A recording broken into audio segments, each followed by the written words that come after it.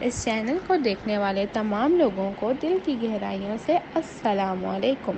آج کا ہمارا موضوع ہے قرآن میں لوہے کے متعلق پیش گوئیاں اور قرآن کا معجزہ۔ سائنسدانوں کا کہنا ہے کہ لوہا زمین اور نظام شمسی کا حصہ نہیں ہے، کیونکہ لوہے کے پیدا ہونے کے لیے ایک خاص درجہ حرارت کی ضرورت ہوتی ہے۔ ہمارے نظام شمسی کے اندر بھی موجود نہیں۔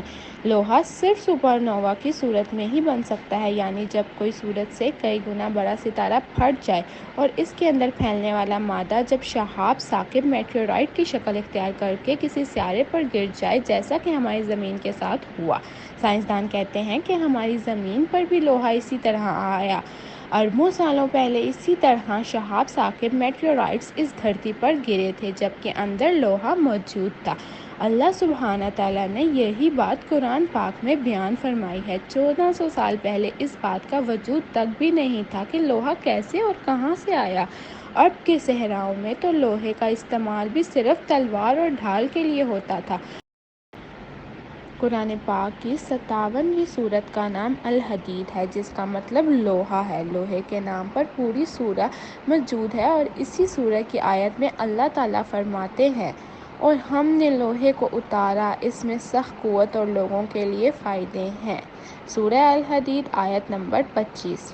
سبحان اللہ! قرآن میں موجود یہ سائنسی حقائق اس بات کی دلیل ہے کہ یہ رب کا سچا کلام ہے جو اس آخری پیغمبر پر نازل ہوا جو امی کہلاتے تھے۔ سورہ حدید آیت نمبر 4۔ وہی ہے جس نے آسمانوں اور زمین کو 6 دن میں پیدا کیا، پھر عرش پر جا ٹھہرایا۔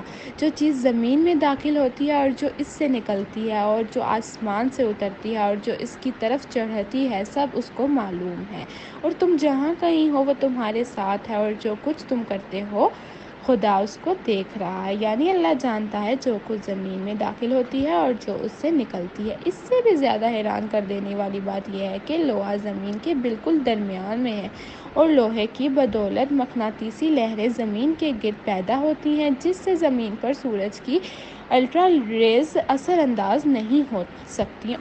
اب حیران کرنے والی بات یہ ہے کہ قرآن میں 114 صورتیں ہیں اور سورہ الحدید کا نمبر 57 ہے، یعنی سورۃ حدید عین قرآن کے بیچ میں ہے اور لوہا اس طرح زمین کے درمیان میں ہے، یعنی اللہ نے اس سورہ کی ترتیب بھی اسی حساب سے رکھی، جو کہ ایک معجزے سے کم نہیں۔ یہ بات حقیقت ہے کہ لوہے کی بنا زمین پر زندگی تقریباً ناممکن تھی۔ لوہا ہیموگلوبن کی صورت میں ہمارے خون میں موجود ہے، جو کہ خون میں آکسیجن کو پورے جسم میں پہنچانے کا کام کرتا ہے۔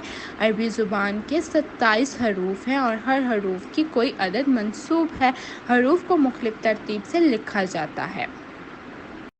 ہماری زمین میں سب سے زیادہ لوہا زمین کی سب سے اندرونی تہہ میں پایا جاتا ہے۔ اندرونی تہہ 80% لوہے اور 20% نکل پر مشتمل ہے۔ زمین کی اس تہہ یعنی اندرونی تہہ کی پیمائش موٹائی 2475 کلومیٹر ہے، جبکہ سورہ حدید میں حروف کی تعداد 2475 ہی بنتی ہے۔ سورہ حدید قرآن مجید کی 57ویں سورت ہے، جبکہ سائنسدانوں کے مطابق اندرونی تہہ کا درجہ حرارت بھی 5700 کیلوین یعنی 5427 ڈگری سینٹی گریڈ ہے، جبکہ آئرن کے ایک آئسوٹوپ کا ماس نمبر بھی 57 ہے۔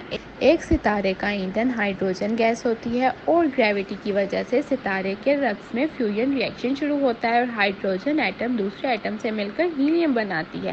جب کسی ستارے کے تمام ہائیڈروجن ختم ہو جاتی ہے تو اس کا ایندھن ہیلیم ہوتا ہے، اور ہیلیم کے ایٹم فیوژن ری ایکشن سے نائٹروجن اور پھر آکسیجن بناتے ہیں، اور پھر آخر میں لوہا بنتا ہے۔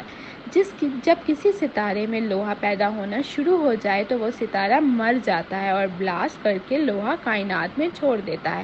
زمین پر موجود لوہا کسی مرے ہوئے ستارے سے آیا ہے، جس کو قرآن میں 1400 سال سے بھی پہلے بیان کر دیا گیا ہے۔ اسلام اور قرآن کے حقائق جدید سائنس دن بہ دن عیاں کر رہی ہے، مگر پھر بھی ہم اللہ کو راضی کرنے کے بجائے دنیا کے پیچھے پڑے ہیں۔ بے شک قرآن حکیم ایک زندہ اور جاوید معجزہ ہے۔ شکریہ۔